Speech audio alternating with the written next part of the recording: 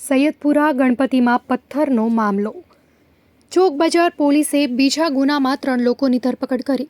કતારગામ દરવાજા ખાતે ગાડીઓ સળગાવેલ તે બાબતે રાઉટિંગનો ગુનો નોંધવામાં આવ્યો.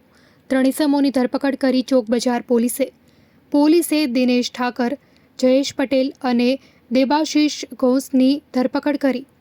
બબાલમાં ઉશ્કેરાઈને 2 વાહનો સળગાવેલ.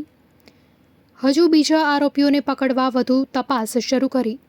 કતારગામ કુબેરનગર વિસ્તારમાંથી આરોપીને ઝડપી પાડ્યા.